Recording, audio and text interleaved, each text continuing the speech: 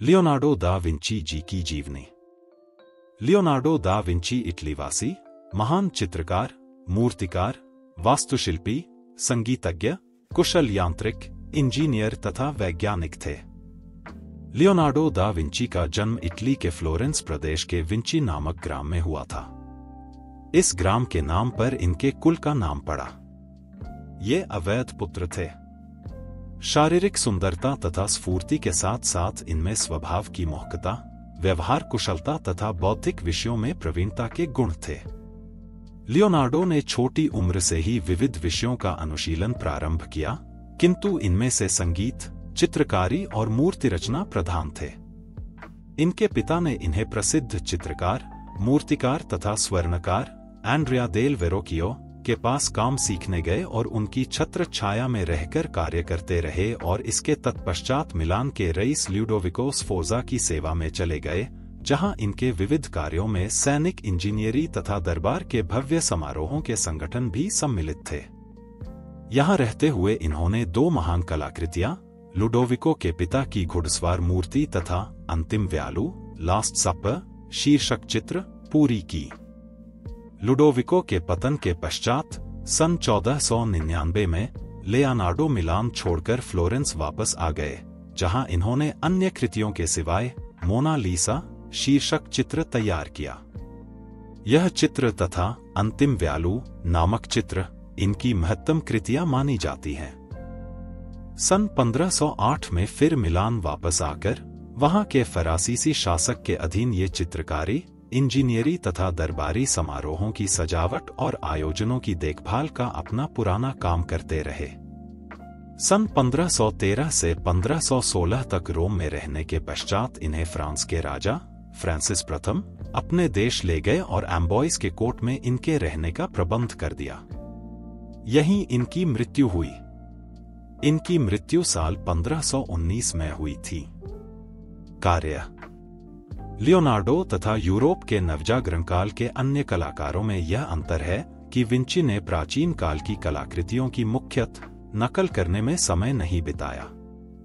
वे स्वभावत प्रकृति के अनन्य अध्येता थे। जीवन के इनके चित्रों में अभिव्यंजक निरूपण की सूक्ष्म यथार्थता के सहित सजीव गति तथा रेखाओं के प्रवाह का ऐसा सम्मिलन पाया जाता है जैसा इसके पूर्व के किसी चित्रकार में नहीं मिलता। ये पहले चित्रकार थे जिन्होंने इस बात का अनुभव किया कि संसार के दृश्यों में प्रकाश और छाया का विलास ही सबसे अधिक प्रभावशाली तथा सुंदर होता है। इसलिए इन्होंने रंग और रेखाओं के साथ साथ इसे भी उचित महत्व दिया। असाधारण दृश्यों और रूपों ने इन्हें सदैव आकर्षित किया और इनकी स्मृति में स्थान पाया। ये वस्तुओं के गूढ़ नियमों और कारणों के अन्वेषण में लगे रहते थे। प्रकाश, छाया तथा संदर्श, प्रकाशिकी, नेत्रक्रिया विज्ञान, शरीर रचना, पेशियों की गति, वनस्पतियों की संरचना तथा वृद्धि, पानी की शक्ति तथा व्यवहार, इन सबके नियमों तथा अन्य अनेक इसी प्रकार की बातों की खोज में इनका अतृप्त मन लगा रहता था। लियोनार्डो दा विंची के प्रामाणिक चित्रों में से बहुत थोड़े बच पाए हैं। कई कृतियों की प्रामाणिकता के संबंध में संदेह है, किंतु ऊपर वर्णित दो चित्रों के सिवाय इनके अन्य 14 चित्र प्रामाणिक माने जाते हैं, जो यूरोप के पृथक पृथक देशों की राष्ट्रीय संपत्ति समझे जाते हैं। धन में इनके वर्तमान चित्रों के मूल्य का अनुमान संभव नहीं है। इनकी बनाई कोई मूर्ति अब पाई नहीं जाती, किंतु कहा जाता है कि फ्लोरेंस की बैप्टिस्टरी गिरजाघर का एक भाग के उत्तरी द्वार पर बनी 3 मूर्तियां, बुडापेस्ट के संग्रहालय में रखी कांसे की घुड़सवार मूर्ति तथा पहले बर्लिन के संग्रहालय में सुरक्षित मोम से निर्मित फ्लोरा की आवक्ष प्रतिमा लियोनार्डो के निर्देशन में निर्मित हुई थी। कुछ अन्य मूर्तियों के संबंध में भी ऐसा ही विचार है, पर निश्चित रूप से कुछ कहा नहीं जा सकता। ऐसा जान पड़ता है कि लियोनार्डो चित्रकारी, वास्तुकला, शरीर संरचना, ज्योतिष, प्रकाशिकी, जल गति विज्ञान तथा यांत्रिकी पर अलग अलग ग्रंथ लिखना चाहते थे, पर यह काम पूरा नहीं हुआ। इन विषयों पर इनके केवल अपूर्ण लेख या टिप्पणियां प्राप्य हैं। लियोनार्डो ने इतने अधिक वैज्ञानिक विषयों पर विचार किया था तथा इनमें से अनेक पर इनकी टिप्पणियां इतनी विस्तृत हैं कि उनका वर्णन यहाँ संभव नहीं है। ऊपर लिखे विषयों के अलावा वनस्पति विज्ञान, प्राणी विज्ञान, शरीर क्रिया विज्ञान, भौतिकी, भौमिकी, प्राकृतिक भूगोल, जलवायु विज्ञान, वैमानिकी आदि अनेक वैज्ञानिक विषयों पर इन्होंने मौलिक तथा अंत प्रवशी विचार प्रकट किए हैं।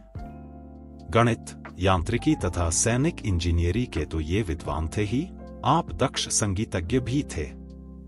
लियोनार्डो को अपूर्व ईश्वरीय वरदान प्राप्त था। इनकी दृष्टि भी वस्तुओं को असाधारण रीति से ग्रहण करती थी। वे उन बातों को देख और अवधृत कर लेते थे जिनका मंदगति फोटोग्राफी के प्रचलन के पूर्व किसी को ज्ञान नहीं था। प्रक्षिप्त छाया के रंगों के संबंधों में वे जो कुछ लिख गए हैं, उनका 19वीं सदी के पूर्व किसने विकास नहीं किया। उनके धार्मिक तथा नैतिक विपर्ययों के संबंध में भी कुछ कहा जाता है, किंतु असाधारण प्रतिभावान मनुष्यों को साधारण मनुष्यों के प्रतिमानों से नापना ठीक नहीं है।